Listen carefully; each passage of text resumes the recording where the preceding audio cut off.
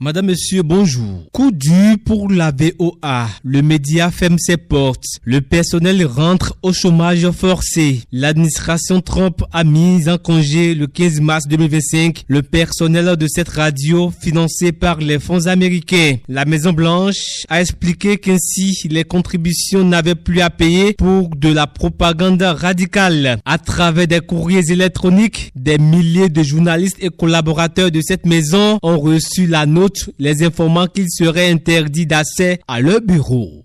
Prière œcuménique pour les soldats béninois tombés au front. Le gouvernement rend hommage à ces valeureux enfants. Diverses célébrations religieuses ont eu lieu le 20 mars 2025 pour commémorer la mort de ces soldats tombés face aux terroristes. Organisé au camp militaire de Kandi, le 6e bataillon interarmes de Nati Tengu a connu la présence de plusieurs personnalités politico-administratives et paramilitaires.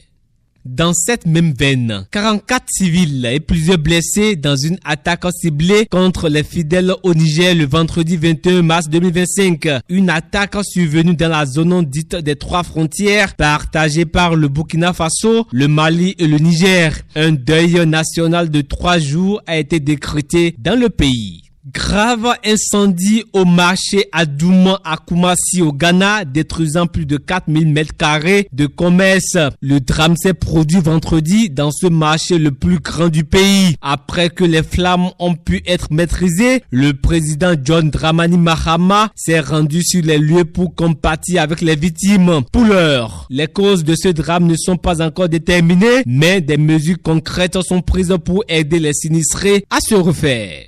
Patrice Talon aperçu esquissant quelque part en mode salsa avec la première dame du Bénin. Très relâché, le chef de l'État a profité de ces beaux moments. La loterie nationale du Bénin a 58 ans d'âge ce dimanche. Par ses multiples jeux, la LMB a impacté positivement la vie de certains parieurs. Remplis d'histoires, de chances, de passion et de victoires. Pour profiter de la générosité, de la chance de la LMB, elle invite les citoyens à tenter pour faire partie des tout prochains heureux gagnants.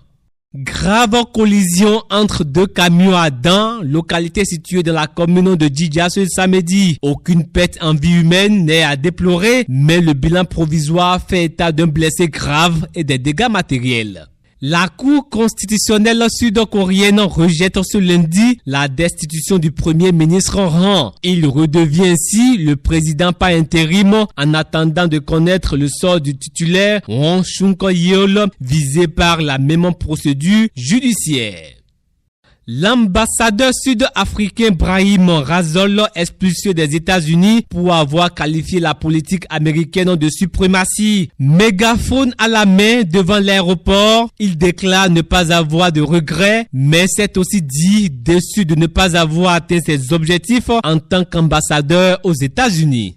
Le pape François va de mieux en mieux. Après plusieurs semaines d'hospitalisation, il apparaît ce dimanche en public. Le pontife argentin de 88 ans a salué depuis sa voiture les fidèles venus le voir pour l'encourager. Même s'il a l'air d'aller bien, le pape a besoin d'une période de repos pour retrouver ses forces.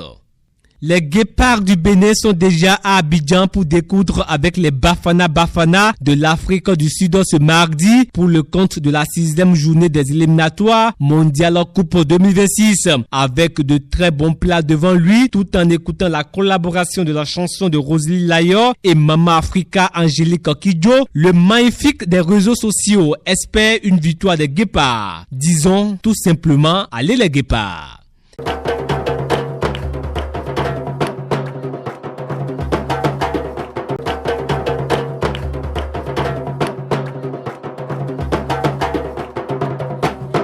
Ainsi se referme donc ce premier numéro de la Revue du Net. Merci pour l'attention. À vendredi prochain.